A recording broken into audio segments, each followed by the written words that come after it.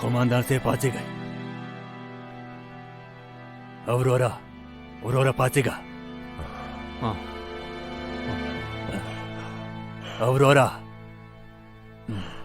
اورور جانا اصول اورورا پاڅېږه. قوماندان مې نارې وهلې، اصول اورورا.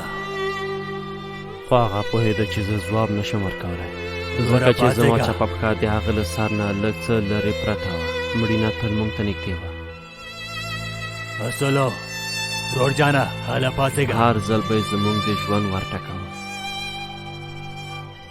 هره شیبه، هره دقیقه، په هر ځای کې او په هر قدم کې مړینه زموږ یوازینۍ ملګرې او غوښتونکې وه.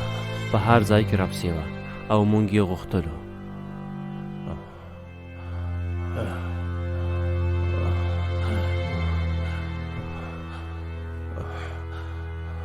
ورور جانا اصول اورورا پاڅېږه. آخر هم یو بل ته ورسېدو. زه د دې حالت لپاره مې راضي وم، خو څوک چې ژوندي پاتې وه هغوی څنګه؟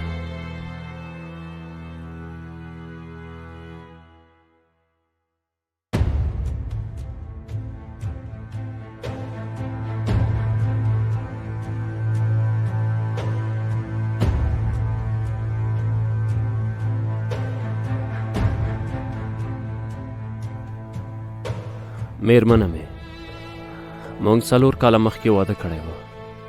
ښایي دې 4 کلونو کې مو 4 ځلې یو بل نه وي لیدلي.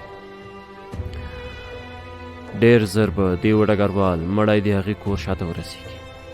په یو امبولانس کې د مړي په لیدو به د هغې زړه ټوټې ټوټې شي. جملې او کلمې به خپله معنا له لاسه ورکړي. په پایل کې به دوی یو بل ته وګوري. وروسته به ورته ووایي چې زه مړ شوی یم، او هغه به د دې شیبې په حقیقت پوه شي. هغه به هڅه وکړي چې د خپلې ژړا مخه ونیسي. د یوې شیبې لپاره به زموږ د وروستي ځل لیدنې په اړه فکر وکړي. زموږ د خدای پامانۍ په اړه به فکر وکړي. د باغچې لرونکي کور درلودو خوبونه، کومې هیلې مو چې درلودې، اوس به هغه ټولې پای ته ورسیږي، او هغه به مې په ژوند کې هیڅکله هیر نه کړي.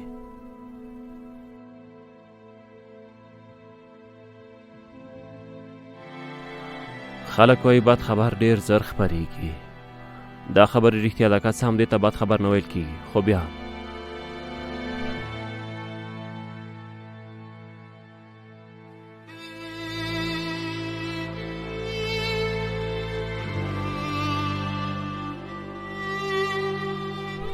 پلار ته مې په غور سره وګورئ. هغوی نظامي جامو سره راځي، خو پلار مې ډېر لوی زړه لري. د هغه باعزته غبرګون ته وګورئ. د یوې خوا د زوی له لاسه ورکولو ته، له بلې خوا د زوی د شهادت ویاړ. دا شیبه نه په فلم او نه په کتاب کې ځای لري. هغه یو څاڅکی اوښکې هم نه تویوي. دا بیخي یوه بله طریقه ده. وایي موږ ته ماته نشئ راکولی.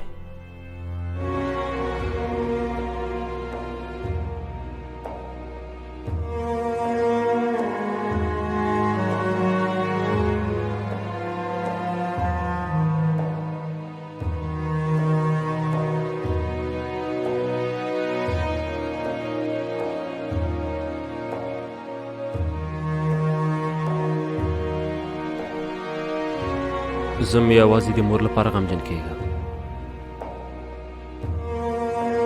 هر ځل به چې زنګ وهه د هغې ساه به بندېدله. هر کله به چې زنګ وهه او خبرې به مې ورسره کولې. د هغې له سترګو نه به اوښکې بهېدلې.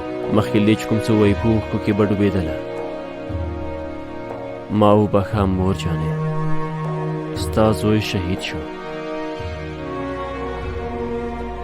زما لپاره دعاوې وکئ. که څه زه پوهېدم چې تاسو همداسې کوئ. زه خپل هېواد تاسو او خدای ته سپارم. زما په اړه اندېښنه مه کوئ مور جانې. دلته له ما نه ښه ساتنه کېږي. هېڅ ځان مه خواشینی کوئ.